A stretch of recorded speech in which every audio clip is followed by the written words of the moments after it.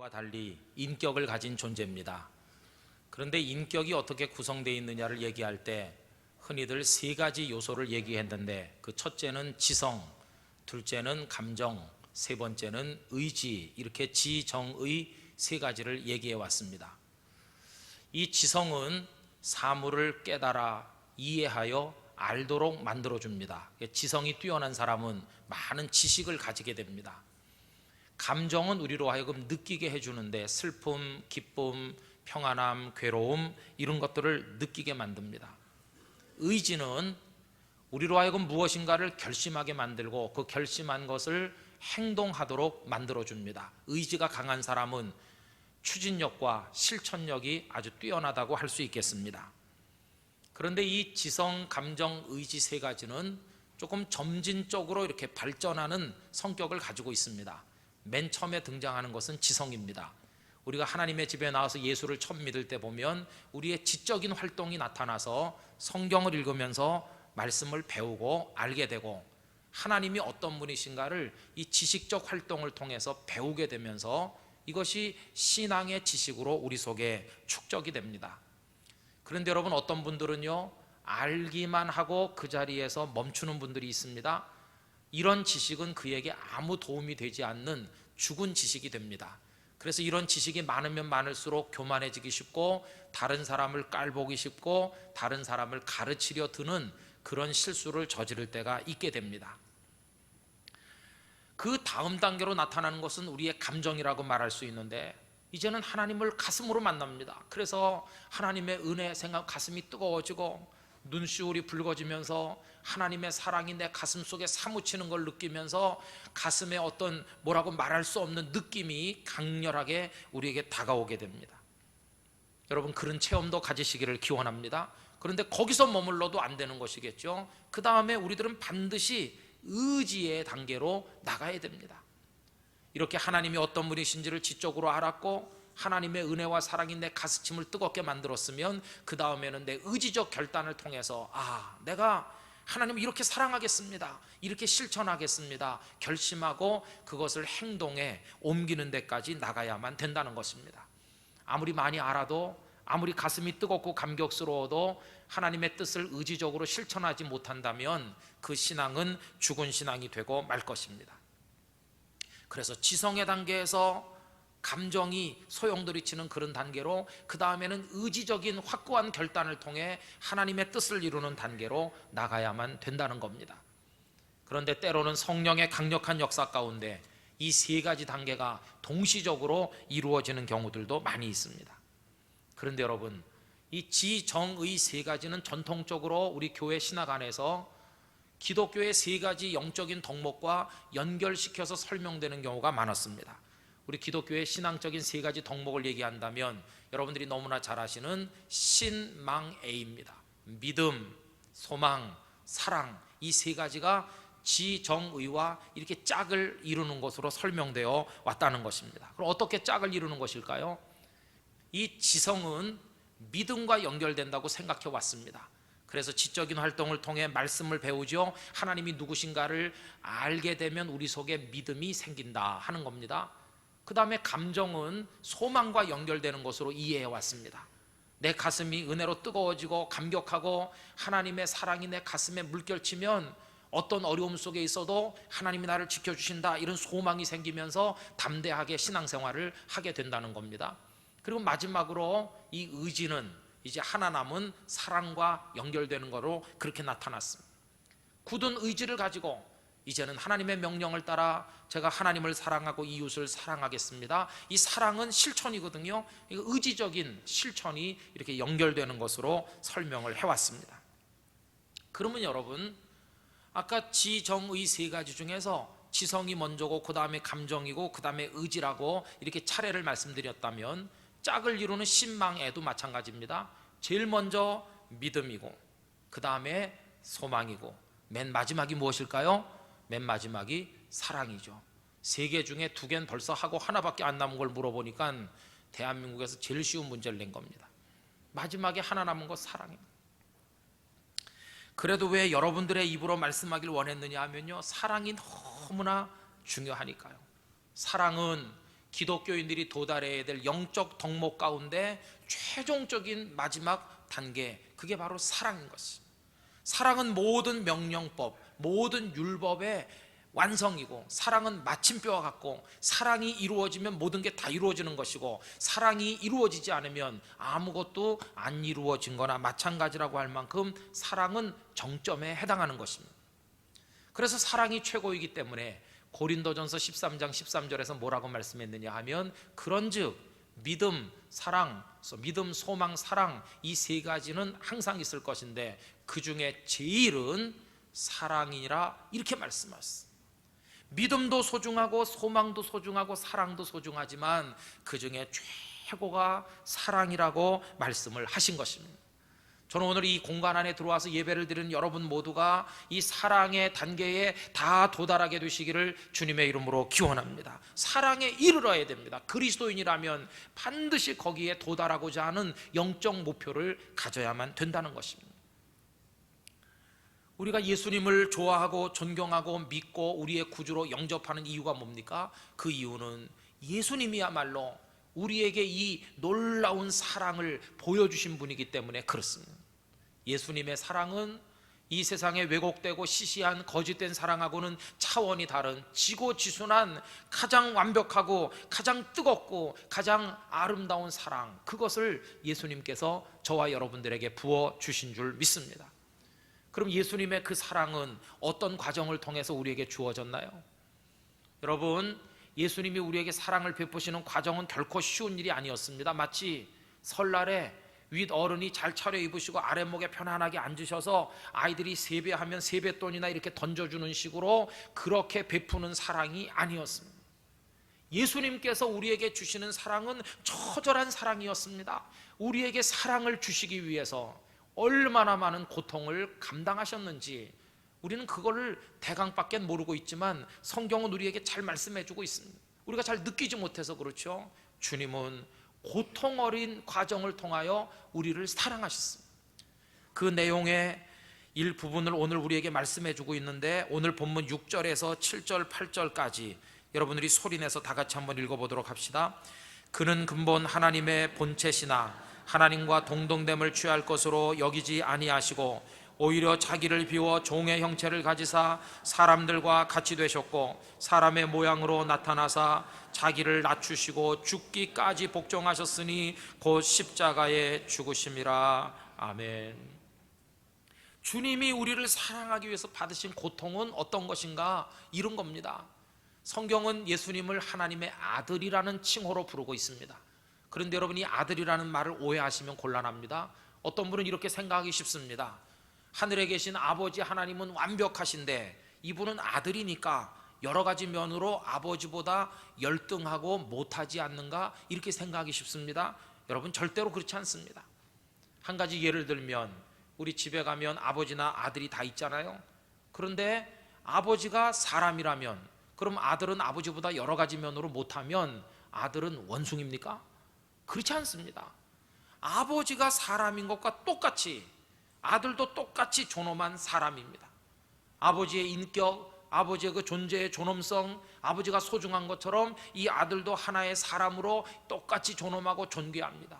투표장에 가면 아버지도 한 표, 아들도 한 표입니다. 여러분, 비슷한 원리가 예수님에게 적용돼서 호칭은 아들이라 불리고 있지만 예수님은 성부 하나님 아버지와 똑같은 영광, 똑같은 능력, 똑같은 신성, 똑같은 영원성, 똑같은 존귀함을 다 가지신 분이시고, 그래서 오늘 본문은 본체가 같다고 말씀했는데 결국 따져 올라가면 이 땅에 오신 예수 그리스도, 그분이 바로 하나님 자신이라는 것을 알게 됩니다. 우리가 더 이상 상상할 수 없는 최고로 위대하고 완벽하신 그분이 바로 예수님이십니다. 그런데 그분이 어떻게 되셨다고 오늘 본문이 말씀합니까? 낮아지셨다고요. 자신을 비우셨다고요. 종의 모습을 가지시고 사람이 되셔서 마지막에는 내려갔는데 어디까지 내려가셨느냐? 십자가에 처참하게 피투성이 되어 매달려 죽는 자리에까지 낮아지셨다고 오늘 본문이 말씀하고 있습니다. 여러분, 예수님의 고통이 뭔가? 그 고통은요, 가장 위대하신 분이, 가장 존귀하신 분이 더 내려갈래야 내려갈 수 없는 밑바닥까지 낮아지신 거, 그게 바로 우리 예수님이 겪으신 가장 큰 고통이었다는 것입니다. 여러분, 우리는 살면서 누가 조금만 우리를 낮추어 말해도 자존심이 상하고 화가 난다고 하는데, 우리 주님은 그 위대한 곳에서 바닥까지 내려오셨습니다. 그것이 주님의 고통이었습니다. 그럼 왜 주님은 낮아지셨나요? 억지로 누구에겐가 떠밀려서 어쩔 수 없어서 그래서 낮아지셨습니까? 그런 거 아닙니다. 성경은 주님이 스스로 당신을 비우시고 스스로 낮추셔서 자발적으로 그 고난을 감당하셨다는 것을 우리에게 말해주고 있습니다. 주님이 낮아지신 그 고난은 자발적으로, 자율적으로 당신이 스스로 선택하신 것이었다고 하는 것입니다. 여러분, 예수님은 세상에 내려오실 이유가 하나도 없는데 베들레헴에 탄생하셨죠. 예수님은 십자가 질 이유가 요만큼도 없으신데 십자가 지셨도, 예수님은 죄인이 아닙니다. 예수님은 죄값 때문에 세상에 밀려나고 십자가 지신 그런 분이 아니십니다. 그분은 완벽한 분이신데 그분 스스로 우리를 낮추시고 당신을 낮추시고 우리 곁으로 오셨다는 것입니다. 여러분, 예수님의 마음이 무엇인가? 예수님의 마음은 당신 자신을 비우고 스스로 낮추어 우리 곁에 오시는 그 마음, 이것이 바로 예수님의 마음인 것입니다. 그런데 여러분, 오늘 말씀 속에서 하나님께서는 바울 사도를 통해 빌립보 교회 교인들과 오늘 우리들에게 강력하게 요구하고 있습니다. 그게 뭐냐 하면 바로 이 마음, 예수님이 스스로를 비우시고 낮아지신 바로 그 마음을 우리도 품어야 된다고 말씀하고 있다는 것입니다. 여러분, 오늘 요절 5절은 굉장히 중요한 요절 말씀인데요, 이 말씀 한번 줄을 치면서 우리 큰 소리로 다시 한번 읽어봅시다. 5절이요. 너희 안에 이 마음을 품으라. 곧 그리스도 예수의 마음이니. 할렐루야.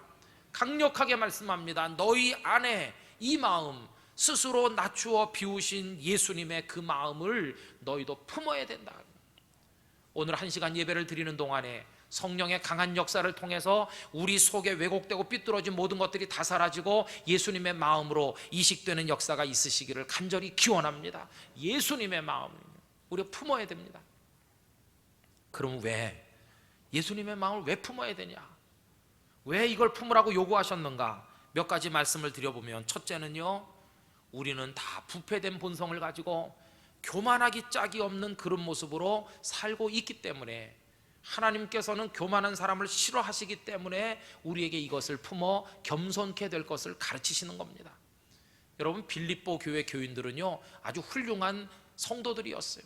선교적 마인드도 있고 바울 사도를 물질적으로 사람을 보내 열심히 도울 만한 그런 열정도 있었습니다. 훌륭해요. 그러나 그들에게도 문제가 있었는데 교만하다는 겁니다. 자기중심적이라는 겁니다. 다른 사람을 무시한다는 겁니다. 그러다 보니까 갈등이 있고 다툼이 있는데 우리와 똑같은 인간적 모습을 가진 연약한 존재였다는 겁니다. 이 문제는 지난 주일에 확인해 본 바가 있는데, 여러분 2장 1절에서 4절까지 말씀을 보면 이들이 어떤 문제를 갖고 있는지 짐작할 수 있죠. 우리 다시 한번 2장 1절부터 읽어봅시다.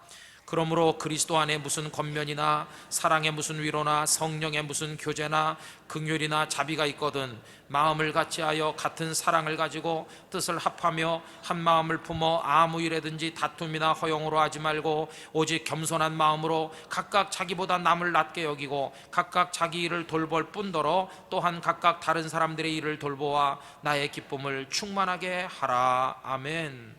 마음을 같이 하라고 그럽니다. 다툼이나 허용을 버리라고 합니다. 겸손함으로 남을 나보다 더 낮게 여겨주라고 충고합니다. 왜 이런 충고가 필요합니까? 그렇게 못하고 있으니까요.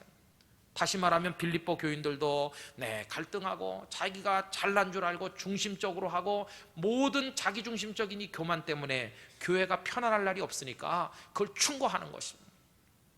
싸우든지 말든지 교만하든지 말든지 왜 내버려 두지 않고 이렇게 충고하시는가? 그 이유는요, 은혜를 주시려는 것입니다. 은혜. 하나님은 어떤 분에게 은혜를 주십니까? 하나님은 겸손한 자에게 은혜를 주시거든요. 너희들이 겸손해져야 은혜를 받을 수 있기 때문에 내가 예수님의 마음을 품으라고 하는 거다. 이게 하나님의 뜻인 것입니다. 그래서 야고보서 4장 6절, 그러나 더욱 큰 은혜를 주시나니 이 은혜를 크게 주시는데 누가 받을 수 있느냐? 그러므로 일러스되 하나님이 교만한 자를 물리치시고 교만한 자는 쫓아내시고 겸손한 자에게 은혜를 주신다 하였느니라. 할렐루야. 여러분, 하나님의 은혜 받고 싶으십니까? 겸손하시기를 바랍니다. 은혜를 받고 싶으면 겸손해야 되는데 너희들 이래서는 안 돼. 그러니까 예수님의 마음을 품어 이렇게 충고를 하고 계시다는 겁니다. 그게 첫째입니다. 두 번째, 왜 예수님의 마음을 품어야만 되느냐 하면요, 사랑이 아까 말씀드린 것처럼 최고의 우리가 도달해야 될 덕목이라고 그랬는데, 사랑을 이루려면 반드시 겸손하고 낮아져야만 사랑을 이룰 수 있기 때문에 예수님 마음을 품으라고 하는 겁니다. 여러분, 여기 어린애가 지금 바닥에 엎으러져서 피가 나서 울고 있어요. 어른이 지나갑니다. 어떻게 일으켜줍니까? 뻣뻣하게 일으켜줄 수 없습니다. 무릎을 굽히고 허리를 낮춰서 낮아져서 그 아이 곁으로 접근해야 그 아이를 안아서 일으킬 수 있는 거 아니겠어요? 이거 당연한 원리입니다. 이 땅에서 죄 가운데서 멸망 가운데 허덕이는 우리 인생들을 건지기 위해 주님께서 그 보좌를 버리고 우리에게로 오신 이유가 바로 그것입니다. 우리를 건져내시기 위해서, 사랑을 우리에게 주시기 위해서 주님은 내려오실 수밖에 없었다는 겁니다. 사랑하기 위해서. 우린 중요한 원리를 깨닫습니다.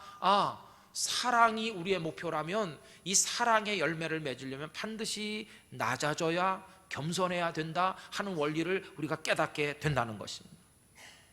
사랑을 위해 자신을 낮추는 존재가 세상에 많이 있지만 그 대표적인 모델을 손꼽는다면 저는 어머니들을 얘기할 수 있다고 생각합니다. 어머니만한 모델은 없을 것입니다. 어머니들 새벽부터 깨서 밥해서 밥을 차려놓고 먹입니다. 아이들이 신고 갈 신발을 닦아서 가지런히 놔줍니다. 여러분, 무슨 몸종 같잖아요. 무슨 머슴 같잖아요. 세상에 어떤 머슴이 새벽부터 깨서 밥해주고 신발 닦아서 놔주고 그럽니까? 이게 머슴이에요, 머슴. 그럼 어머니들은 본래부터 머슴이었는가? 아니요. 그분들도 다 존귀한 분들입니다. 그분들도 배울 만큼 배웠습니다. 어머니들도 처녀 시절에 맵신하는 옷을 입고 문 남성들의 마음을 설레게 만들었던 때가 있었습니다. 그분들도 손에 구정물 묻히기 싫어하면서 몸을 사렸던 처녀 시절이 다 있었습니다. 그런데 시집을 갖고 아기를 낳아 어머니란 이름을 가지는 순간부터 기꺼이 자식을 위해서 스스로 낮추어, 누가 강제로 시킨 게 아니고 자발적으로 사랑을 위해서 머슴이 되어주는 것입니다. 그게 어머니들이십니다. 사랑을 위해서 어떤 고통도 감내해 주시는 분들이 어머니 아니십니다. 이혜인 수녀의 어머니께 드리는 노래라는 시를 보면 이 장문의 시인데 그 앞부분에 이걸 잘 말해주고 있습니다. 어머니, 넓은 들판을 갉아먹고 사는 들쥐처럼 나는 그렇게 살아왔습니다. 어머니, 당신의 허리를 갉아먹으며 그래도 당신은 웃기만 하십니다. 자식 얼굴에 웃음 짓는 걸로 허리를 대신하겠다고 하시며 당신은 그저 웃기만 하십니다. 자식들 때문에 죄인으로 목을 매며 사시면서도 자식들 입에 밥술이라도 넣어줄 수 있어 행복했다며 당신은 그저 웃기만 하십니다. 철이 들어가는 자식들을 보며 서름도 웃어넘길 수 있었다는 당신은 가녀린 허리를 더 자식들에게 떼어주지 못하는 게 늘 안타깝다고 하십니다. 자기 허리를 떼서 주듯이 우리는 그걸 갉아먹는 사람처럼 그렇게 어머니 사랑을 받으며 성장했다는 겁니다. 어떤 어머니도 자식들 위해 도도하게 하지 않습니다. 어머니가 높은 곳에서 도도하면 이 바보 같고 모자란 자녀는 어머니 옆에 올 수 없습니다. 그래서 부족한 자식이 언제든지 엄마 이러면서 올 수 있도록 어머니들은 그 못나 보이는 자녀보다 더 자신을 낮추어 언제든지 맞아줄 준비를 하고 있습니다. 우리가 왜 어머니들을 존경합니까? 그분들이 도도하고 높기 때문이 아니라 정반대로 세상 누구보다도 우리를 위해 낮은 곳에서 계시기 때문에 우리가 어머니들을 존경하는 것이고, 어머니가 살아계시던 돌아가셨던 어머니라는 그 말 세 글자는 우리들의 가슴에 뜨거운 눈물이 흐르게 만드는 단어로 남아있지 않습니까? 너를 위해서라면 내가 디딤돌이 되고 내가 발판이 되주마. 너 나를 밟고 존귀하게 되라. 그러면서 기꺼이 자신을 발판처럼 내려 낮추시는 분이 이 세상의 어머니들이십니다. 왜 그렇게 하십니까? 이유는 딱 하나, 사랑을 이루려면 낮춰야 되니까요. 여러분, 예수님께서 내려오신 이유가 우리를 사랑하기 때문이라는 걸 아신다면 왜 우리가 예수님의 마음을 품어야 되느냐? 여러분들이 사랑을 이루기 위해서 그런 것입니다. 예수님의 마음을 품고 그리스도인으로 도달해야 될 이 사랑의 열매 맺는 자리에 다 같이 나가시기를 진심으로 축복합니다. 마지막 세 번째로 왜 우리가 예수님 마음 품는 게 필요하냐? 우리에게 영광의 면류관을 씌우시기 위해. 영광의 면류관이 준비됐는데 너 이거 쓰려면 겸손하게 낮춰야 되기 때문에 예수님 마음 품어라, 이렇게 말씀하신다는 겁니다. 여러분, 예수님은 십자가에 죽기까지 자신을 낮추셨죠? 그러면 결과가 어떻습니까? 끝까지 낮아진 채로 그냥 계셨나요? 아닙니다. 우리 예수님을 하나님께서 높이 드셨습니다. 높이, 영광스럽게. 이 놀라운 말씀이 9절로 11절까지 나와 있는데 우리 소리내서 다 같이 한번 읽어봅시다. 이러므로 하나님이 그를 지극히 높여 모든 이름 위에 뛰어난 이름을 주사 하늘에 있는 자들과 땅에 있는 자들과 땅 아래에 있는 자들로 모든 무릎을 예수의 이름에 꿇게 하시고 모든 입으로 예수 그리스도를 주라 시인하여 하나님 아버지께 영광을 돌리게 하셨느니라. 할렐루야. 우리 예수님이 높아지셨어요. 만왕의 왕이 되시고 만주의 주가 되셨어요. 하늘에 있는 것과 땅에 있는 것과 땅 아래에 있는 삼라만상이 그분 앞에 무릎을 꿇고 그분을 주라고 높이게 만들었어요. 여러분, 주님이 어떻게 높아지셨나? 먼저 낮아지셨기 때문에 나중에 높아지신 겁니다. 순서가 중요합니다. 먼저 낮아지는 겁니다. 나중에 높아지는 겁니다. 순서를 거꾸로 해서 먼저 높아지려고 하면 나중에 큰 수치를 당하게 될 것입니다.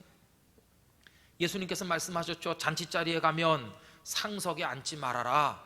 괜히 상석에 떡하니 버티고 앉아 있는데 집주인이 와가지고 선생님 죄송하지만 선생님 자리는 저 끝인데요, 그러면 너 망신당한다. 그런데 네가 끄트머리 가서 조용히 있으면 집주인이 와서 선생님 왜 이런 데 앉아 계세요? 저기 상석을 준비해 놨는데요. 이러면 네가 사람들 앞에 존귀케 될 게 아니겠느냐? 먼저 자신을 낮출 줄 알아야 나중에 존귀하게 된다고 예수님께서도 가르쳐 주신 것입니다.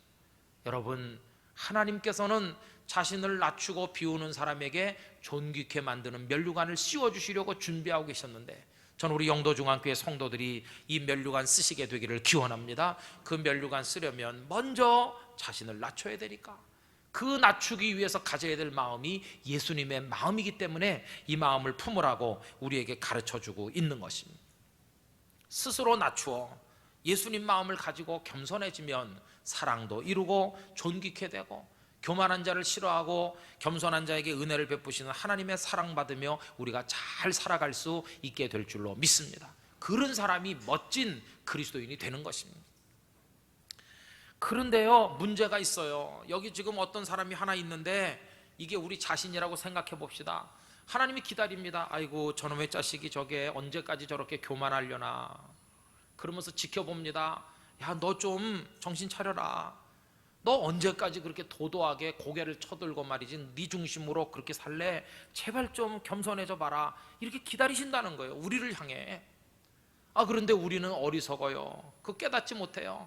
끝까지 버텨요. 끝까지 교만하고 끝까지 자기밖에 몰라요.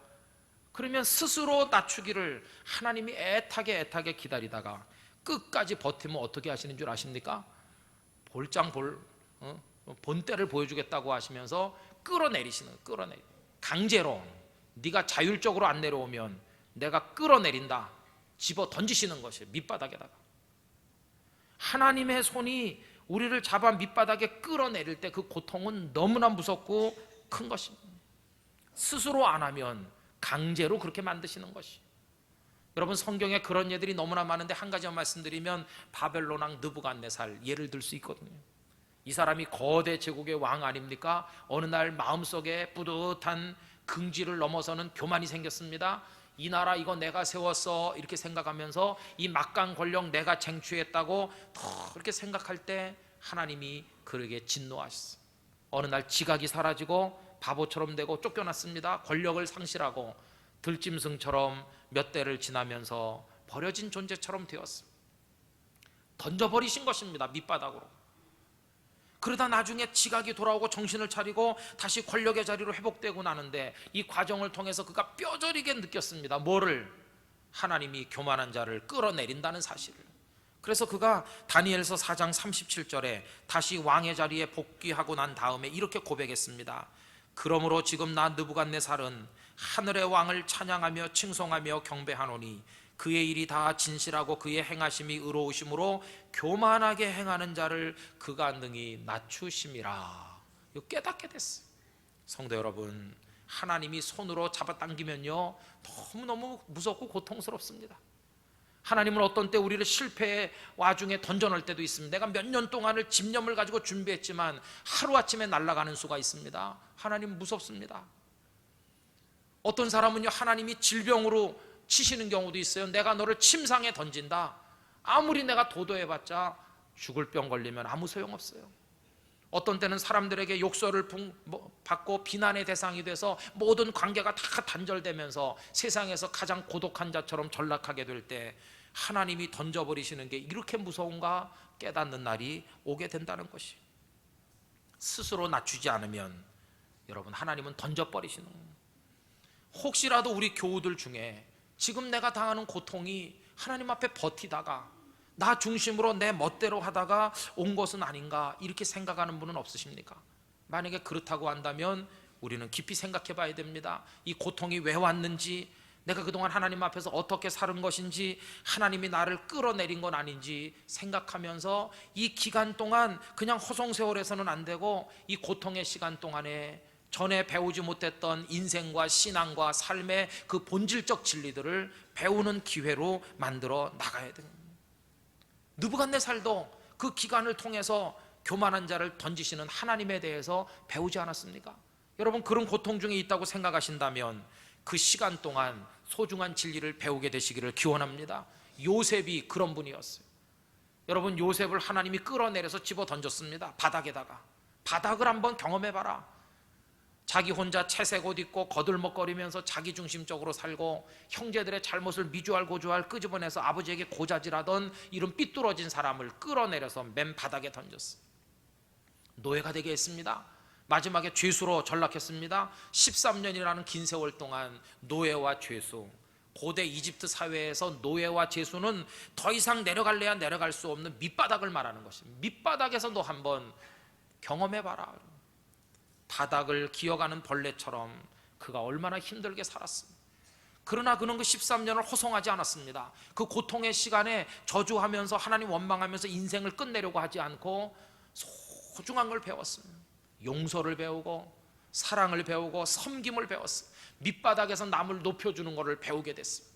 나중에 자신을 팔아버린 형제들을 용서할 수 있는 사람이 됐고, 자신을 애굽에 보낸 것은 형제들이 아니고 하나님이시라고 하면서 하나님의 큰 뜻을 깨닫게 됐습니다. 이 바닥 경험을 통해서 그 고통의 시간을 통과하면서 그는 진리를 터득해서 총리가 됐고, 그리고 수많은 사람들을 그 흉년에서 건져내는 생명사역자가 됐고 그의 꿈을 이룰 수 있게 되었다는 것입니다. 여러분, 하나님께서 끌어내리실 때 그 고통이 크지만 그 시간을 통해서 배워야 될 걸 배운다면 그것이 약이 돼서 우리가 다시 존귀하게 회복되는 은혜를 얻을 수 있게 될 줄로 믿습니다. 신철수라는 분을 여러분 혹시 아십니까? 이분은 요즘에 우리나라 유명 강사입니다. 이분이 가는 데마다 주제 강연을 하는데 제목이 눈물 젖은 빵이 인간을 최고로 만든다 하는 것입니다.